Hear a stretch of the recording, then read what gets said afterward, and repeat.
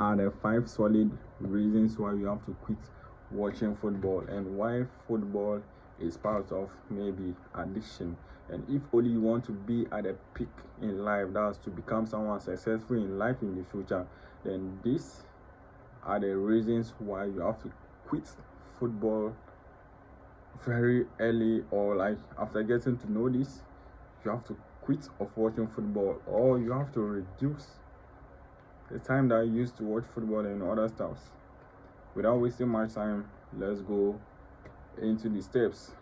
Now, first of all, football steals your time. Yeah, time is quietly stolen from your life. Time is quietly stolen from your life. Let's explain this.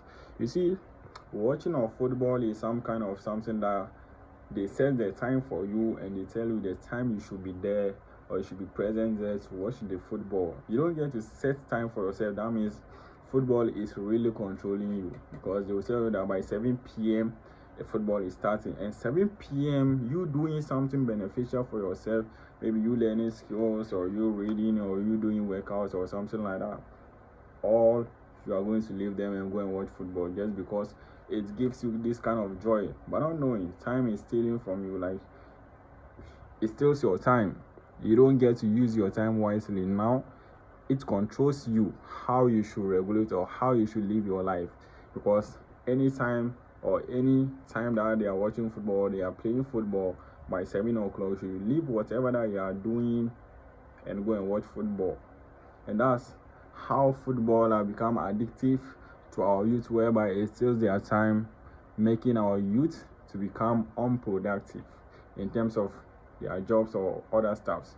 Because someone being at the office working, by 7 o'clock that person would like to go and watch football just because they may say it gives them joy and something like that. Let's go to the points 2. You are investing emotionally into watching football. See, sometimes you having a team whereby when your team wins, you feel that kind of like release or happiness in you. But when your team loses, then that means like emotionally you are stressed. Why should you be watching something that doesn't bring anything on the table? And after that, it gives you stress, like it stresses you, or it does different kind of things to you whereby your mind wouldn't be at peace. Imagine your team playing with another team and you get to lose. How stressful you'll be. Just imagine maybe your country playing with another country, then your country lose. Just see how it's going to be. You wouldn't feel like, you feel that kind of anxiety like disturbing you, the inner spirits. That's how emotionally it destroys our youth. The third step is it drains our mind. It drains the mental energy. You see that you are exhausted anytime you watch football. So after watching football, you come home like you just fall on the bed like you are going to sleep. You don't get to use that time to do something beneficial for yourself. Like after watching football, that's it. You don't have anything doing again. Yours is to come and sleep. And how does this bring productivity? How does this bring food on the table? Instead of using the time wisely to do something different. I'm not saying watching football, like you should stop watching football, but you have to know the limits of how you watch football, not to make it an addictive something, or not to make it an addiction or part of your life.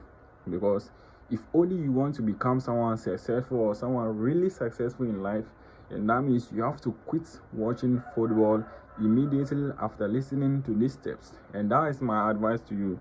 The step number 4 that we are going to talk about is that it often leads to risky habits. It often leads to risky habits. How does this lead to risky habit? By saying that we watching football leads to risky habits. You know what I'm talking about? Excessive betting. Yeah, it leads to betting, it leads to gambling, it leads to like doing stealing and other stuff, because watching football will require you to bet, right? Those who watch football, you understand what I'm saying.